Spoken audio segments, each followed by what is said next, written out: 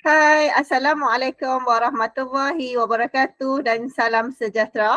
Saya Puan Fazlani binti Fazil dan Tuan Haji Muhammad Hafni akan membentangkan mengenai DLO, kursus EDUP 3123 Pedagogi dan PIMK 3283 Pedagogi Ibadah, Adab dan juga Jawi. Okey, kita lihat dulu kepada hasil pembelajaran kursus bagi EDUP 3123 Pedagogi. HPK yang pertama ialah menganalisis dengan kritis konsep pedagogi pendidikan, model pengajaran dan hubungannya dengan pengurusan kurikulum dalam ruang pembelajaran C4, HP2, KKG2, KKG6.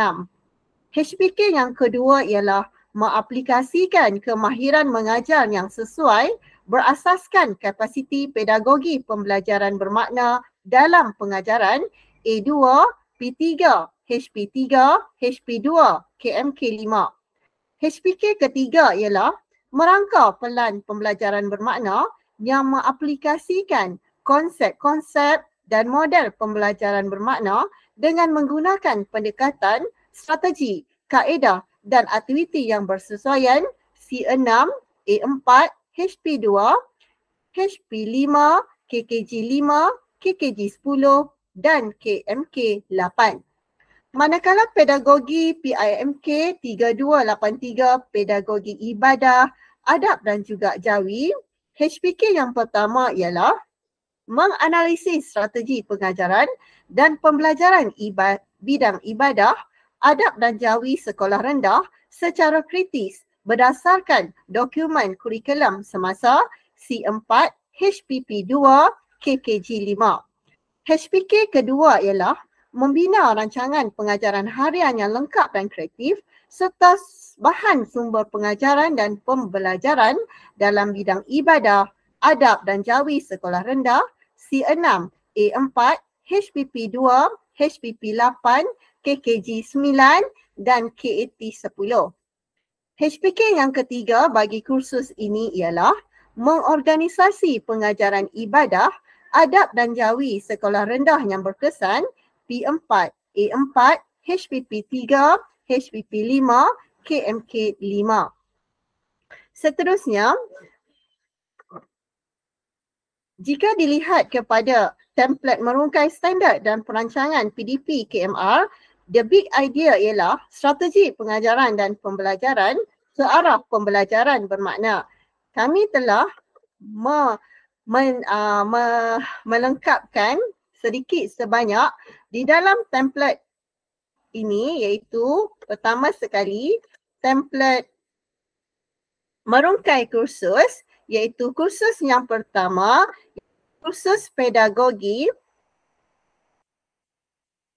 di mana di dalam template ini ada diletakkan HPK 1, HPK 2, HPK 3, kemahiran, pengetahuan, pecahan mikro dan makro,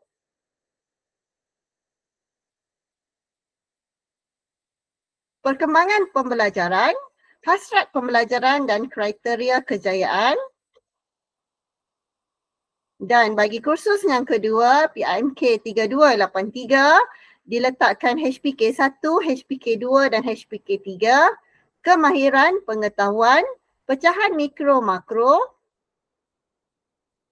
The big idea yang sama iaitu strategi pengajaran dan pembelajaran ke arah pembelajaran bermakna, manakala essential question EQ-nya ialah bagaimana penghasilan perbentangan berasaskan kepada pedagogi yang terbaik dapat melahirkan guru yang mahir teknologi bertaraf dunia yang menjadi pemangkin guru yang berkualiti.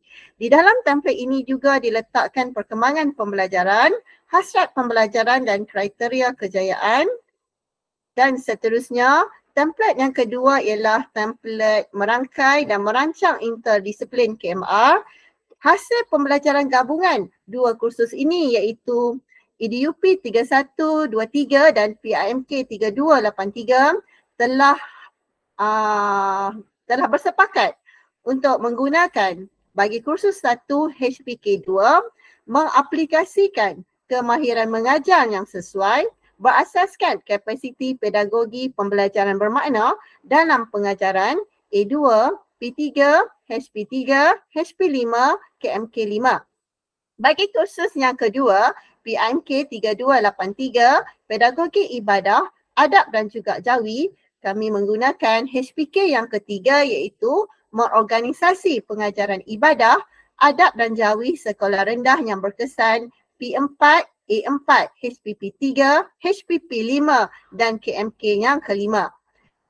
The big idea yang telah kami gunakan secara bersama ialah strategi pengajaran dan pembelajaran ke arah pembelajaran bermakna. Seterusnya, kita lihat pula kepada pembelajaran bermakna yang telah kami laksanakan. Pembelajaran bermakna yang pertama ialah kami telah melaksanakan penulisan rancangan pengajaran harian di mana para pelajar menyediakan penulisan rancangan mengajar harian 30 minit secara dalam kumpulan 2 hingga 3 orang satu kumpulan berasaskan topik bidang ibadah, akhlak dan jawi serta perlu berbeza di antara sesatu sama lain. Dan hasil penulisan pelajar ini mereka hantar ke dalam Google Classroom. Di dalam pembelajaran pertama ini, pembelajaran bermakna pertama ini, para pensyarah telah pun telah menyediakan penerangan berkenaan apakah kepentingan, apakah yang dikatakan sebagai rancangan pengajaran harian iaitu RPH dan juga menyertakan template RPH TS25 dan juga template RPH bagi Jabatan JAPIM. Kemenjadian pelajar dapat dilihat apabila pelajar dapat menghasilkan perancangan pengajaran harian yang berkualiti dan betul. Seterusnya, pembelajaran bermakna yang kedua. Pembelajaran bermakna kedua ialah pelajar dapat membuat aktiviti di dalam kumpulan dengan menyediakan video kemahiran seinduksi antara durasi 3 hingga 5 minit. Hasil tugasan pelajar ini dihantar ke dalam aplikasi flip.com.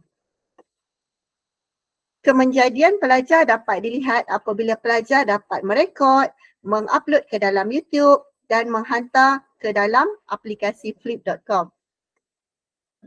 Seterusnya, pembelajaran bermakna yang ketiga ialah membuat aktiviti secara berkumpulan berkenaan dengan pendekatan, kaedah dan strategi pengajaran.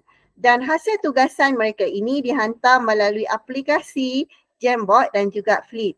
Ini dapat dilihat apabila kemenjadian pelajar dari segi mereka dapat menyediakan slide PowerPoint dengan baik, dari segi kaedah, strategi, pendekatan dan seterusnya mengaplikasikan ke dalam aplikasi Jamboard dan Flip. Ini bersesuaian dengan model reka bentuk pembelajaran iaitu pemanfaatan kemudahan digital dan amalan pedagogi pada masa kini.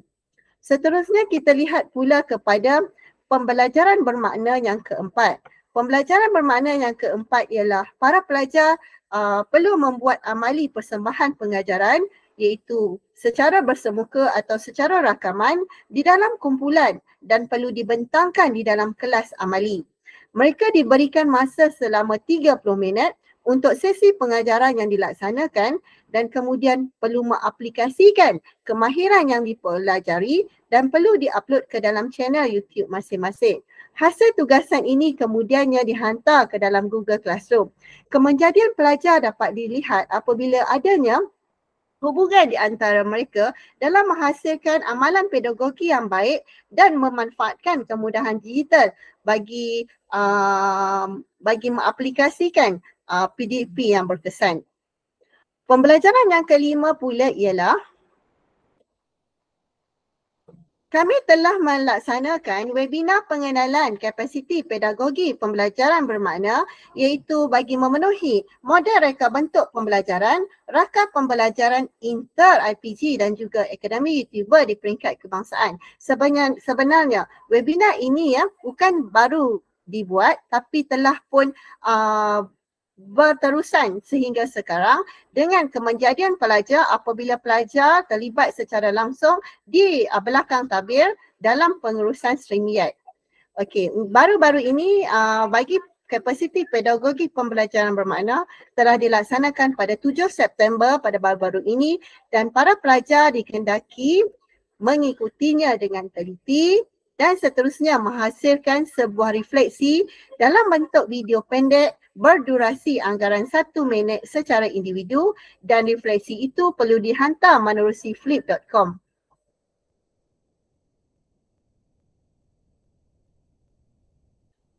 Okey, pembelajaran bermakna yang keenam ialah pihak kami juga telah mengadakan bengkel webinar pendidikan kewarganegaraan global di mana ia memenuhi model reka bentuk pembelajaran rakan pembelajaran dengan Universiti Sains Malaysia dan Akademi YouTuber. Menerusi webinar ini, para pelajar perlu membuat refleksi menerusi video pendek berdurasi anggaran 1 minit kepentingan citizenship yang terdapat dalam salah satu daripada 6C bagi diaplikasikan dalam pengajaran bermakna di dalam kelas. Mereka perlu menghantar melalui aplikasi sutori.com yang diberikan.